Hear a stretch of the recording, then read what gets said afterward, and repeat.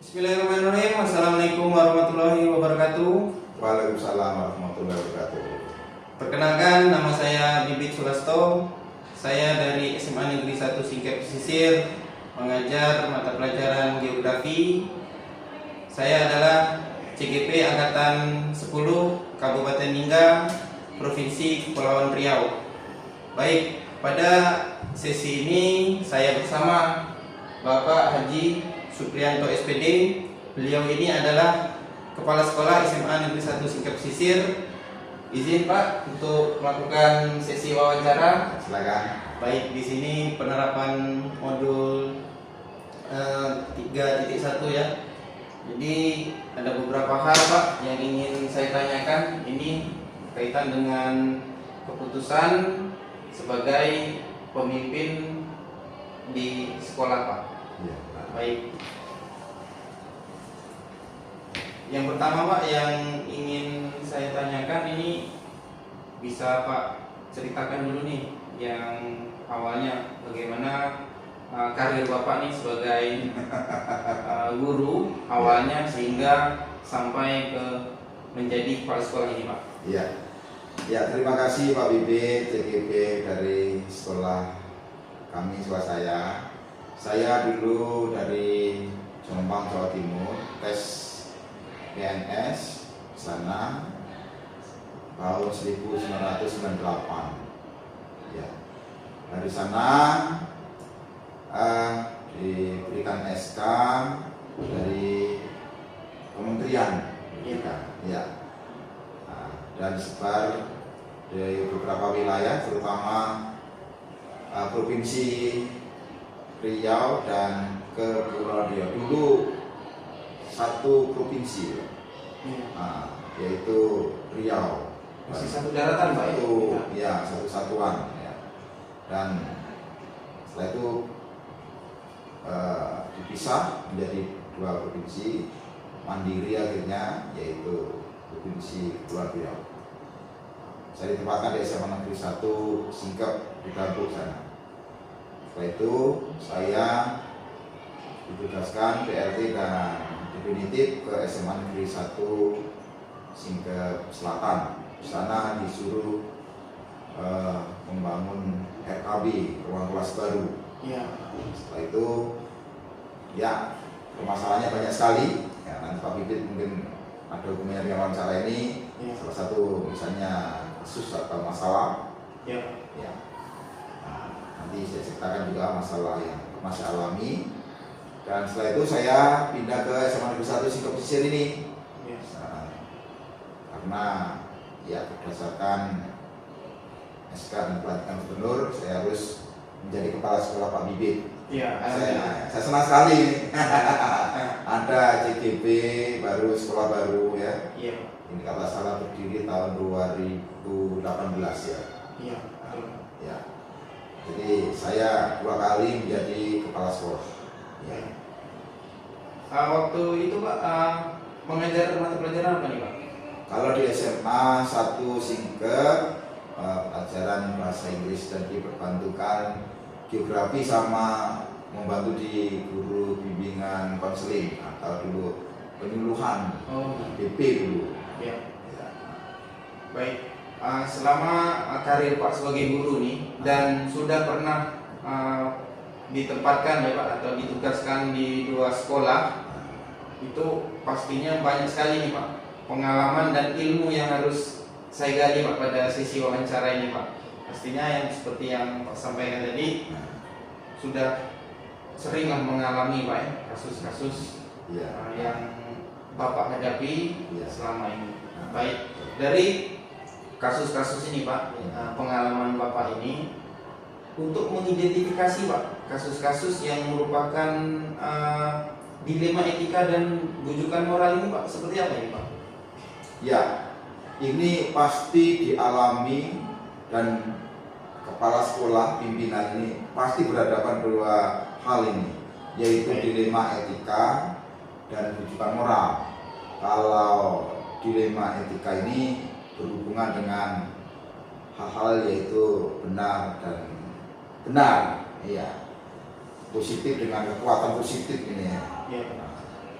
Dan kalau yang rujukan moral ini dihadapkan pada hal-hal yang berhubungan dengan benar dan salah, dan keduanya ini harus diidentifikasi dengan menggunakan beberapa prinsip etika, banyak sekali.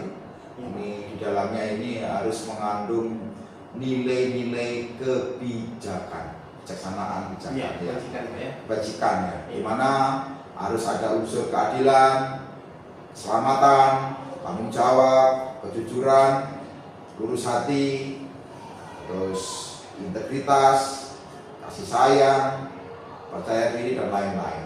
Ya, itu yang penting, itu harus dipegang oleh sebagai pimpinan atau kepala sekolah. Baik. Nah, kemudian Pak, dari pengalaman Bapak ini, selama menjadi kepala sekolah Pak, kasus apa ini Pak yang bisa Bapak sampaikan ini, bisa Bapak ceritakan? Ya. Apakah termasuk dilema etika atau bujukan moral Pak? Iya, kasusnya ini adalah berhubungan dengan dilema etika ya, di mana ada dua kasus nih yang pernah saya alami, dan itu memang menurut saya itu berat ya. Di sekolah lama, dari masalah individu berlawanan dengan masalah kelompok ya. Dan ini berhubungan dengan hasil akhirnya nanti berhubungan dengan unsur kepedulian ya. Kepedulian dan juga hubungan dengan aturan sekolah. Yang saya alami itu Pak Bivit, saya ceritakan bentar ya ini. Iya Pak, silakan Pak. Saya di sana menghadapi masalah, yaitu anak ditangkap dan dihukum oleh guru piket. Ya. Anak ini habis sholat dari musola, kemana-mana, ke kantin, ke kelas, tak pakai sepatu, bercakar ayam, ceker, gitu kan? Iya. Aturannya harus bersepatu. Nah, padahal anak ini, anak perempuannya sudah diingatkan, aturannya harus bersepatu. Nah, karena sudah diingatkan 1 kali sampai 3 kali, anak ini tidak patuh, akhirnya sepatu ini dicelupkan di comberan. Iya. Nah, sehingga bau. Oleh guru piket itu Pak ya? Guru piket. Iya. Dia tidak melawan, mungkin berdongkol siswa ini. Baik. Sampai di rumah, dia mengadu ke bapaknya. Bapaknya ngamuk. Apa ini, sekolah cuman sepatu cuma 1. Iya. Tak punya cadangan. Ngamuk. Gurunya siapa namanya?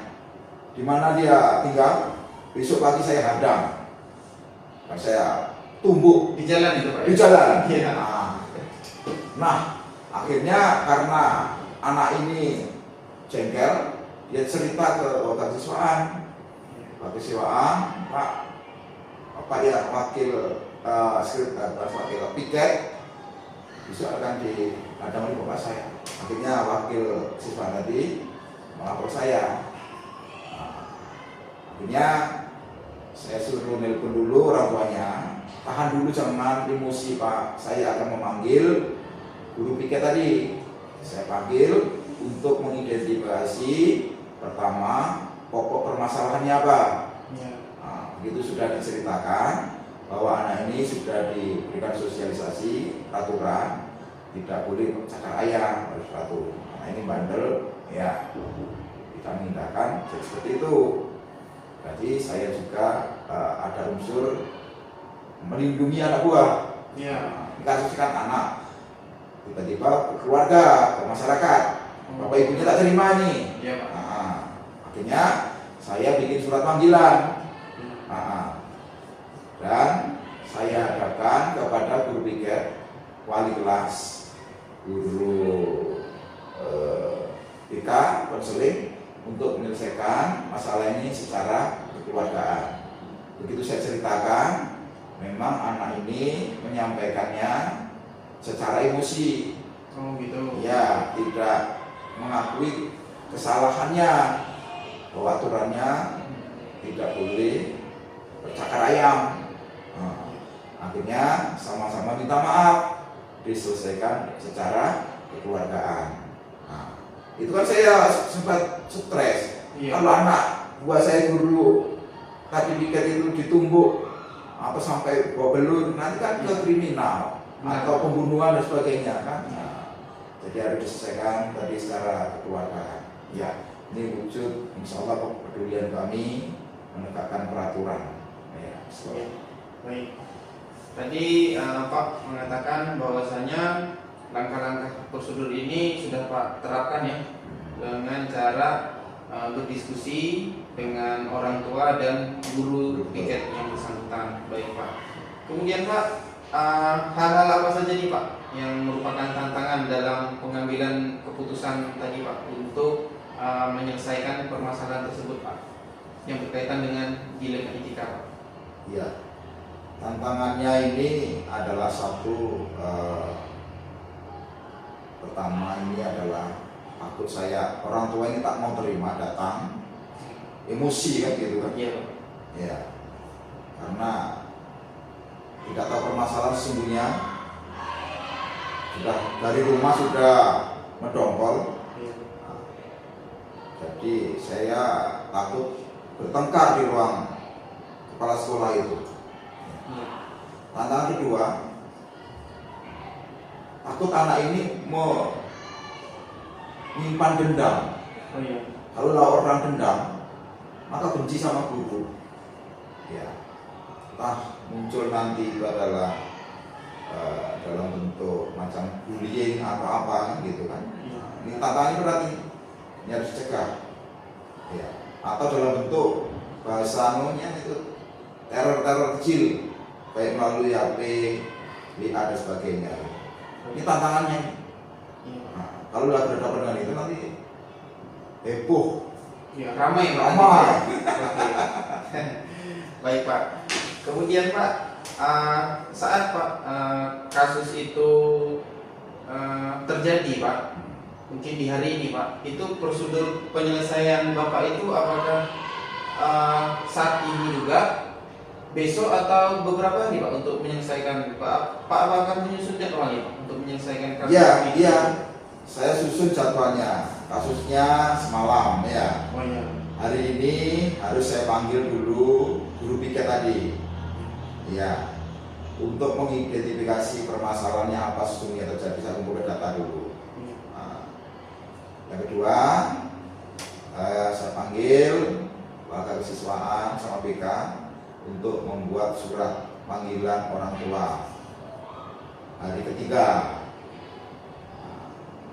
Nah, sambil menunggu besok pertemuan dengan orang tua dan yang bermasalah tadi, guru piket dan siswa, saya juga harus merefleksi diri, ya, melalui sholat itu solusi kebijakan apa yang bisa masing-masing menerima solusi yang terbaik. Iya, itu Pak. Iya, hasil terbaiknya gimana? Legowo kalau orang Jawa bilang. Iya. Nah, itu. Jadi 1, 2, 3 berarti 3 langkah 3 hari. Oh. Iya, seperti itu. Prosedurnya seperti itu. Tak boleh langsung hari ini harus selesai. Oh iya. Nggak bisa karena harus mengumpulkan data dulu. Benar Pak. Iya. Karena ini kompleks masalahnya. Ya, rumit Pak ya ini. Rumit. Iya. Ya, dari individu ke kelompok. Iya. Ya, rumit. Kalau individu sama individu harus selesai hari ini. Iya. Ini karena kompleks tadi, identifikasi dengan prosedurnya harus matang Pak ya. Iya. Ah. Oh, iya, betul. Persiapan, langkah-langkah dan hasil akhirnya harus matang. Baiklah Pak, itu yang di sekolah pertama Pak ya. Iya. Sebagai Pak ditempatkan kepala sekolah perdana Pak di sana. Iya. Kemudian Pak, yang di sekolah SMA 1 Singkep Sisir ini Pak, sekolah kita. Apa Pak kasusnya Pak? Yang bisa Bapak ceritakan Iya. ini. Dilemanya apa nih Pak? Iya, dilemanya ini sama-sama benar, sama-sama penting. Oh iya. Kan tadi kan dilema apa namanya? Dilema etika itu kan benar lawan benar, Iya. penting lawan penting kan gitu kan. Nah, Kalau rujukan moral kan itu benar dengan salah. salah. Iya. Ini ada 4 proyek yang UGM di sekolah ini yaitu batu miring sama taman. Taman ini harus dibangun segera karena apa? Tamannya itu kalau dibangun pasirnya longsor ya di depan kelas. Kalau yang batu miring kalau tidak segera dibangun, bangunan ini roboh. Tapi itu masih jangka panjang. Oh iya, baik Pak. Ini jangka panjang karena abrasinya mungkin 1 bulan, 2 bulan, 3 bulan, mungkin 2 tahun, 3 tahun, abrasinya 1 cm, 2 cm. Terkikis Pak ya? Terkikis. Perlahan dari pasti itu Pak. Iya. Yang kedua, kelompok kedua ini ada 2, yaitu pembangunan parkir siswa sama musola. Musolanya sudah ada tapi sempit, tidak bisa menampung seluruh siswa. Sehingga saya harus berdasarkan harus identifikasi kepentingan dan jangka pendek dan jangka panjang. Maka jangka pendek sekaligus nanti untuk abadi dan terus sering gunakan, itu saya memutuskan yang kelompok kedua, yaitu parkiran siswa dan musola. Musola ini penting karena dia untuk sholat setiap zuhur yang kami wajibkan untuk anak-anak harus berjamaah melatih. Ya. Kalau gurunya laki-laki afdol jamaah, kalau ibu guru mungkin sendiri di ruang majelis guru ada sendiri. Ya, ini kan berhubungan dengan akhlak, ini nomor 1. Dan yang kedua itu adalah parkiran. Sebenarnya saya lebih dulu musola dibangun. Iya, musola dulu Pak ya. Rupanya tenaga pendidikan yang juga relawan untuk membangun ini minta parkiran dulu. Iya. Saya maunya bersamaan 2 langsung karena tenaganya cuma 1, kepala tukangnya saya guru. Tak bisa kan? Modal tidak ada. Sehingga didulukan parkiran karena parkiran itu dana siswa dengan kesepakatan ketua komite dan orang tua ya untuk bangun parkiran. Mengapa kok parkiran ini penting? Karena selama ini diparkir di jalan raya, jajar, ya di luar halaman sekolah Pak. Ya, sudahlah keamanannya ini tidak terjaga. Terus kalau dijemur, speedometer itu pecah, rata, ya. Belum nanti bensinnya dicuri, orang, catnya pudar, iya. Motor kan mahal, Iya Pak. iya. Kalaupun beli cash mahal, Helm lagi itu Pak. helm, kalaupun kredit, kan merana. Iya. Nah, musola ditaruh kedua karena musola ini 1 pembangunannya kedua karena untuk mencari dana banyak dana keluar di luar proposalnya sehingga harus mengumpulkan agak lama. Sumbangan Pak ya. Ya, padahal ini penting ini, cuman keuangannya dananya. Kalau yang dana parkiran itu siswa sendiri semua. Akhirnya sudah selesai parkirannya, sekarang musola lagi proses. Ya. Baik Pak. Nah, untuk menyelesaikan pembangunan parkiran dan musola ini Pak, apakah ada jangka waktu tertentu Pak atau target nih Pak yang akan diselesaikan segera mungkin 1 semester atau 1 tahun gitu Pak? Gimana Pak? Ya, untuk parkiran itu ya sesuai dengan kekuatan modal dan keterbatasan tenaga. Secepatnya, ya. Kalau musola ini karena sifatnya renovasi, tidak mulai dari dasar, membutuhkan waktu cuma 1 minggu. Ya, dananya sudah ada, semua bahannya sudah ada. Ya, 1 minggu ini prosesnya berjaga. Insya Allah nanti walaupun modalnya tidak besar, tenaganya dari guru, hasilnya memuaskan dan hasil terakhirnya layak pakai itu guru dan siswa. Ya, gitu. Baik Pak. Selanjutnya ini Pak, dari kedua kasus tersebut Pak, baik di sekolah lama maupun di sekolah baru, ini faktor-faktor apa Pak yang mempermudah Bapak dalam mengambil keputusan tadi, lebih memprioritaskan salah satunya Pak? Ya, saya menyelesaikan masalah itu harus diutamakan dengan musyawarah mufakat. Sama-sama. Iya, kita selesaikan bersama-sama. Ya. Berarti dari forum diskusi Pak ya? Forum diskusi kita utamakan. Iya. Siapa aja nih Pak yang terlibat Pak? Kalau yang di sekolah lama itu guru piket, guru BK, bimbingan konseling, tim disiplin, sama wali kelas. Kalau yang sifatnya besar, masalah pembangunan, ini saya harus musyawarah seluruh warga SMA Negeri 1 Singkep Pesisir, terutama orang tua, wali, dan ketua komite. Karena ini menyangkut hajat hidup orang banyak. Nah, pokoknya diutamakan diskusi musyawarah. Supaya apa? Keterbukaan, transparansi, gotong royong, cepat selesai.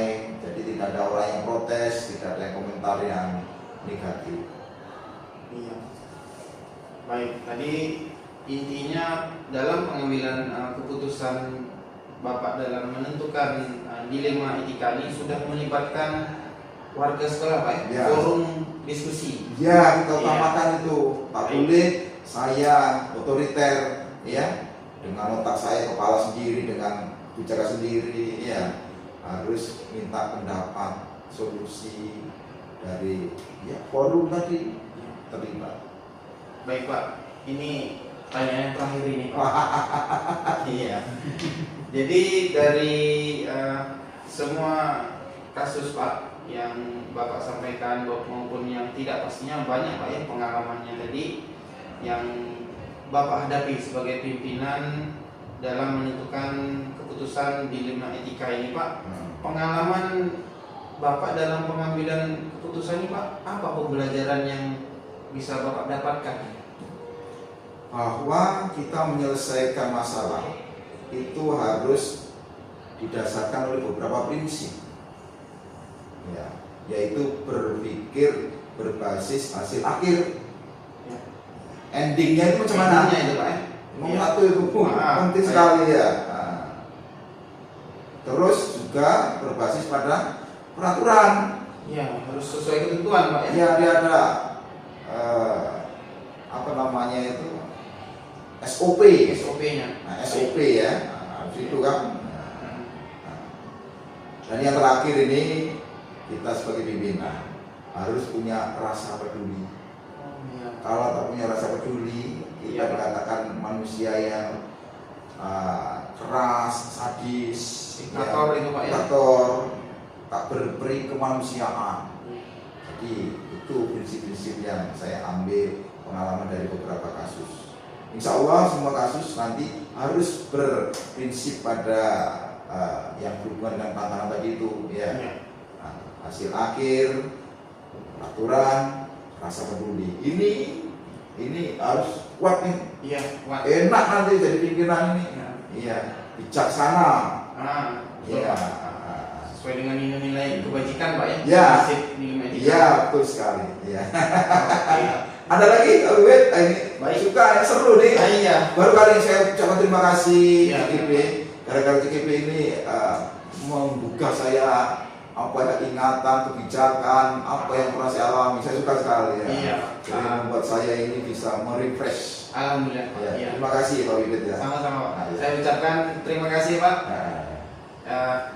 Baik, demikianlah Bapak Ibu guru hebat, sesi wawancara bersama Bapak Haji Supriyanto bisa saya dapatkan pengalaman Pak ya, pembelajaran. Terima kasih Bapak sudah bersedia berbagi pengalaman cerita nih sebagai pimpinan kepala sekolah, sehingga nanti Pak kedepannya ini bisa menjadi bahan referensi saya lah untuk pemimpin pembelajaran. Syukur-syukur Pak jadi kepala sekolah. Bisa duduk Ah, di iya, kursi iya. ini juga Pak. Saya doakan ya CGP ini Iya. bisa menjadi pimpinan insya Allah sempurna, walaupun kesempurnaan milik Allah. Amin. Iya. Baik, sekian. Terima kasih. Saya akhiri. Wassalamualaikum warahmatullahi wabarakatuh. Waalaikumsalam warahmatullahi wabarakatuh. Bismillahirrahmanirrahim. Assalamualaikum warahmatullahi wabarakatuh. Waalaikumsalam. Perkenalkan, nama saya Bibit Sulasto. Saya dari SMA Negeri 1 Singkep Pesisir, Kabupaten Lingga, mata pelajaran Geografi, dan saya adalah CGP Angkatan 10 Kabupaten Lingga, Provinsi Kepulauan Riau. Baiklah, pada sesi ini saya bersama Ibu Nino Rita Tifa. Beliau ini adalah Kepala Sekolah SMK Mahardika Singkep, Bu ya. Ya, ya. Baik, sedikit Bu, ini ada sesi wawancara, ada hal-hal yang ingin saya gali.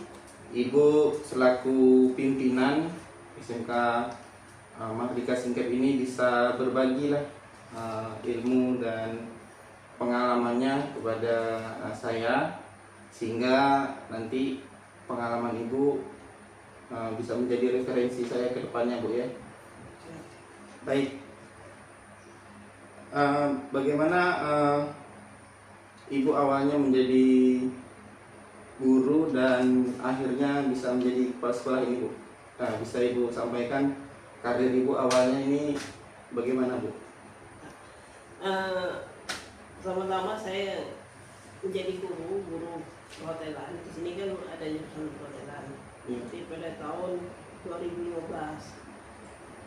Dan itu juga saya bukan guru tetap, karena saya mengajar itu hanya setiap Sabtu. Mengingat saya juga ada pekerjaan lain di tempat lain. Jadi berjalan waktu sehingga saya memutuskan menetap bahwa saya harus di SMK Mahardika Singkep mengajarnya yang full, mengingat pelajaran perhotelan juga bertambah dan siswanya juga bertambah. 2015 hingga 2019 jabatan saya sampai ke Wakahumas pada saat itu untuk SMK Mahardika, dan kebetulan saya diamanahkan oleh ketua yayasan saat itu juga selaku kepala sekolah. Di saat beliau sedang mengalami sakit yang kritis, dia mengamanahkan bahwa untuk memimpin SMK ini. Ya. Karena background saya ini bukan dari pendidikan, saya menolak gitu kan, karena background saya itu dari hotel. Tapi katanya dengan gaya pergaulan dengan guru sehari-hari, katanya insya Allah bisa mampu seiring jalan waktu ya belajar gitu kan, belajar. Jadi pada tanggal 10 Maret itu beliau mengamanahkan saya di-SK-kan menjadi kepala sekolah, dan beliau juga wafat. Jadi menjadi tanggung jawab saya lah sampai sekarang, dari 2019 sampai 2024, sudah memasuki 5 tahun jadi kepala sekolah. Itu pengalaman saya. Tadinya saya yang tidak tahu bagaimana itu pendidikan, bagaimana andornya, bagaimana dan lain. Dan saya juga tadi meningkatkan kompetensi saya yang dari lulusan D3, saya ambil jalur ke S1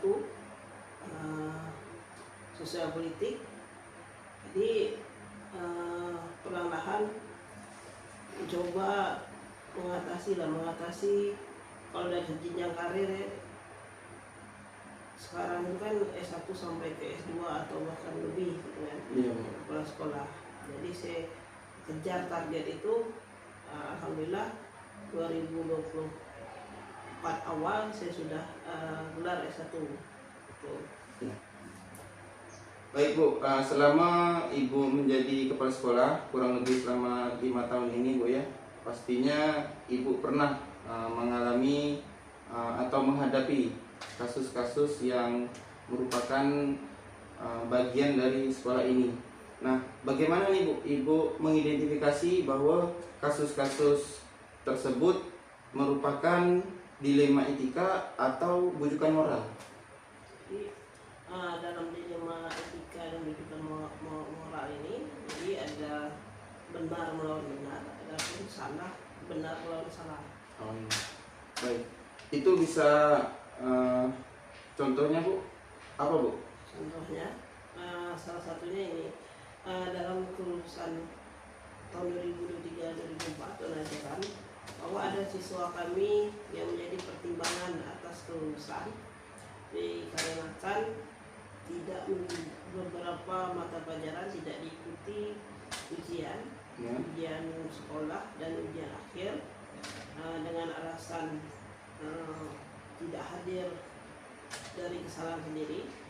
Maka saya satu kepala sekolah membuat rapat untuk mencapai suatu mufakat musyawarah rapat majelis guru di mana keputusan itu harus diambil bersama-sama.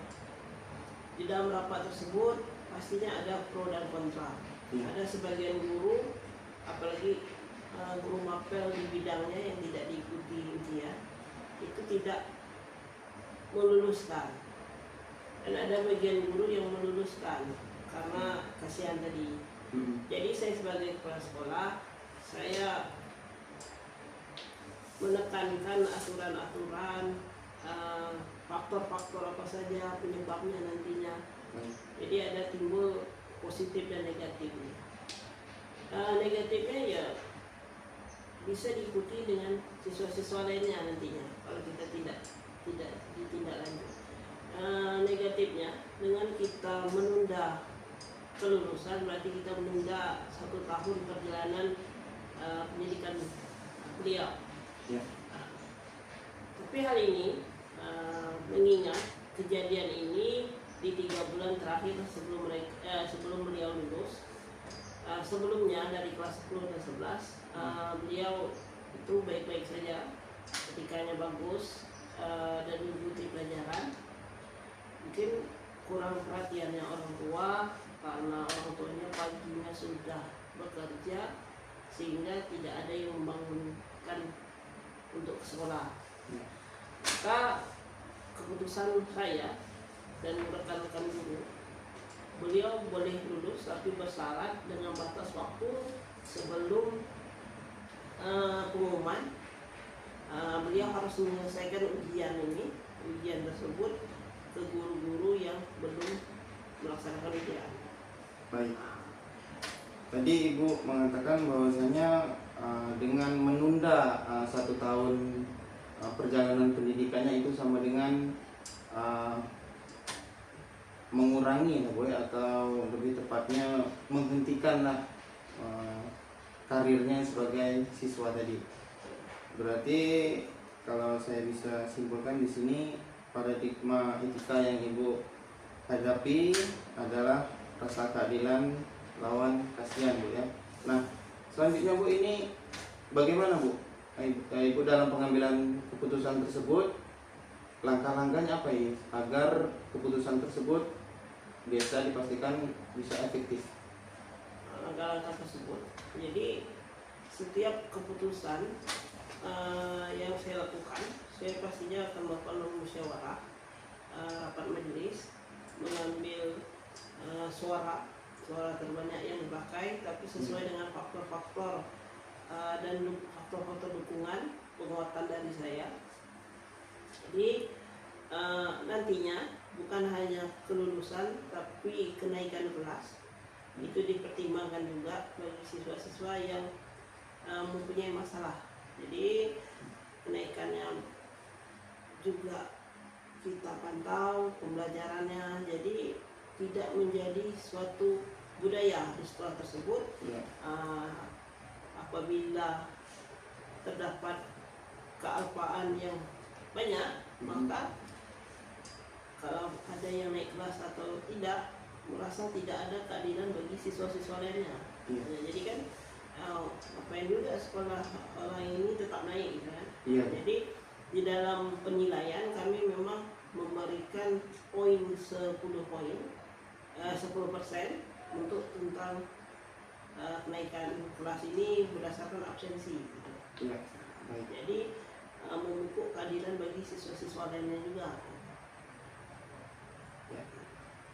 Baik Bu, pastinya dalam jalur melalui musyawarah Bu ya bersama majelis guru. Nah, selama pengambilan keputusan ini Bu, dari kasus-kasus D5 ini ada tak Bu tantangan yang Ibu hadapi?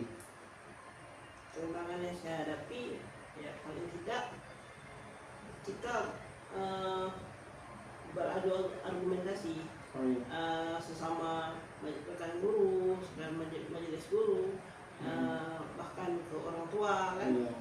Jadi itu yang harus kita luruskan, pandangan-pandangan yang harus kita luruskan, ya aspek-aspek bagian mana yang kita libatkan, apakah tadi keadilan, kepedulian, ataupun kita semena-mena. Jadi keputusan itu mutlak memang keputusan kita bersama. Iya. Dari jumlah terbesar keputusan diajak pendapat ataupun kita mengambil keputusan setiap guru itu ditanya satu-satu apa kendala, apa masukan, mengatakan naik atau tidak, lulus atau tidak, itu harus punya alasan yang sangat kuat Iya. menjadi pertimbangan. Baik. Tadi butuh proses ya Bu untuk melakukan musyawarah, kemudian untuk menentukan kelulusan siswa tersebut. Ini sebenarnya ada tidak Bu rentan waktunya, jadwal yang bisa Ibu tentukan selama berapa lama ini Bu waktunya? Waktu Musyawarahnya itu musyawarah ini berlangsung. melalui rapat majelis guru. Biasanya itu kita pada 1 hari.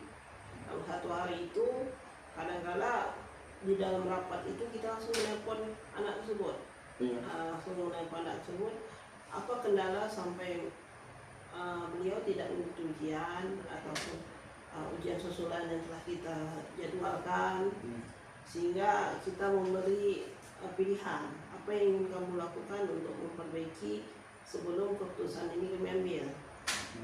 Biasanya anak tersebut karena ini mengacu naik atau tidak, atau lulus atau tidak, dia akan memperjuangkan lah. Saya bilang tolong memperjuangkan diri sendiri di akhir masa ini ya. Iya. Jadi kalau bukan kamu yang memperjuangkan, siapa lagi, karena guru sudah memberi ruang terbuka seluas-luasnya untuk mereka berjuang. Iya. Biasanya anak tersebut akan datang langsung ke sekolah dan menemui guru-guru yang tidak diikuti ujian. Itu biasanya. Tadi kan selama proses itu kan Bu ada tantangan yang Ibu hadapi, kemudian butuh proses waktu Bu ya. Ini ada tidak Bu orang-orang yang terlibat yang dalam arti memudahkan Ibu lah dalam pengambilan keputusan ini, siapa saja Bu? Kalau saya lebih keputusan ini mudah diambil melalui rapat ini, itu wakafnya Guru ya. Kurikulum selaku wakil dari kepala sekolah, dia seyogyanya lebih memahami peraturan yang tidak melanggar, yang benar-benar melanggar keputusan yang telah kita ambil. Baik. Jadi menurut saya ini ada berbasis peraturan Ibu ya, yang Ibu terapkan di sekolah ini yang melibatkan wakil kurikulum. Namun ada juga rasa kepedulian yang tinggi terhadap masa depan siswa tadi Bu ya, untuk karirnya setelah lulus dari SMK ini. Ya, mengingat beliau juga aktif di sekolah, ikut ekstrakurikuler ataupun pertandingan-pertandingan, lomba-lomba membawa nama sekolah, itu juga menjadi pertimbangan kami dalam mengambil keputusan. Baik. Kemudian Bu, ini pertanyaan yang terakhir ini Bu. Nah, dari berbagai macam kasus selama 5 tahun ini Ibu menjadi kepala sekolahnya, ini pelajaran apa Bu yang bisa Ibu petik dari dilema etika ini Bu? Dilema etika tentunya tadi dalam 5 tahun ini saya rasa untuk swasta di lingkungan daerah kita yang dianggap belum mampu. Jadi beda dengan kota besar, orang yang lari ke swasta ini biasanya orang-orang yang punya kelebihan ekonomi. Tapi di sini ini dibilang 80% ini kurang ekonomi. Di mana pembiayaan ini di swasta ini hanya melalui dana BOSP dan dana komite. Nah, komite ini yang sering sekali menunggak hingga jumlah siswa kami yang tidak banyak ini tidak tertutupi dengan BOSP, dana BOS tadi. Yang mana dana BOS juga memiliki aturan. Contohnya membayar gaji guru. Gaji guru itu 70% itu dari komite, 30% itu dari BOS untuk guru yang ber-NUPTK. Oh iya. Sedangkan yang guru ber-NUPTK ini hanya 3 orang. Syarat untuk mendapatkan NUPTK mereka harus mendapat SK guru tetap yayasan. Sedangkan guru tetap yayasan itu harus 2 tahun mengajar, mengabdi di SMK, baru mendapat guru tetap yayasan. Itu salah satu syarat untuk memiliki NUPTK. Sementara guru di sini boleh dikatakan guru-guru yang batu loncatan. Jadi supaya lulus P3K, lulus PNS ataupun non ASN. Jadi yang saya didik ini bukan hanya siswa tapi guru-guru juga. Setelah dia mampu, ya saya merekrut dia pergi, saya merekrut kembali. Ini yang agak ini. Dengan hal-hal tersebut, akhirnya pendapatan guru itu juga minim. Keinginan mereka untuk mendisiplinkan diri itu juga kurang. Walaupun yang namanya disiplin itu tidak harus menunggu pendapatan gaji besar atau kecilnya. Iya. Jadi ingin saya tegaskan itu yang agak sulit. Dan keterlambatan mereka dari pembayaran uang komite dari siswa ini berpengaruh pembayaran gaji guru. Nah ini yang menjadi dilema saya. Tapi mau tidak mau kita kan harus tetap menjalankan pendidikan. Iya, kewajiban kita. Kewajiban kita. Walaupun hak-hak kita ini kadang sering tertunda. Ini itu dilema saya. Terus dilemanya akhirnya dengan kegiatan yang padat, apalagi BOSP ini bukan gaji guru diatur juga, tapi kegiatan yang melalui RKS itu juga diatur oleh raport mutu pendidikan. Oh iya. Hasil dari raport mutu itu yang harus kita laksanakan dalam BOSP ini. Tetapi kita karena siswa kita sedikit, dananya juga sedikit, Terbatas Bu ya. terbatas hingga kegiatan-kegiatan itu paling tidak hanya 1 atau 2 yang harus bisa kita laksanakan. Banyak yang cancel Bu ya. Banyak yang cancel. Baik. Menarik ini Bu kasusnya ini. Ya. Kompleks sekali Bu ya. Banyak. Mengingat SMK ini juga kegiatan rutinnya banyak kan. Betul Bu. Seperti Praklim itu pasti, UKK, terus ANBK yang memang harus dilakukan setiap tahunnya, mau tidak mau harus kan kegiatan tersebut. Sementara itu kalau kita bebankan dengan komite, itu kasihan anak-anaknya ini. Ini itu yang dilema yang kita hadapi. Saat ini Bu ya, sedang berlangsung ini Bu. Upaya-upaya sudah saya lakukan seperti peningkatan prestasi sekolah dan lain-lain, tapi sepertinya tidak kurang berpengaruh. Belum menunjang Bu ya. Kurang berpengaruh dan menunjang. Baik. Terima kasih Ibu Mino atas waktunya. Sesi wawancara ini sangat menarik. Saya ucapkan sekali lagi terima kasih sudah bersedia menerima saya, sehingga tugas-tugas saya ini sebagai calon guru penggerak bisa selesaikan dengan maksimal. Dan saya doakan juga, berharap SMK semakin maju, kuat, Ibu Nino semakin bersemangat ya untuk memimpin jalannya sekolah SMK Mardika Singkep ini. Baiklah, sekian saya ucapkan, saya akhiri. Wassalamualaikum warahmatullahi wabarakatuh. Waalaikumsalam warahmatullahi wabarakatuh. Baik, Bu. Masih ya. Semoga Pak saya Pak jadi guru penggerak, Amin. menjadi motivasi ya. Iya.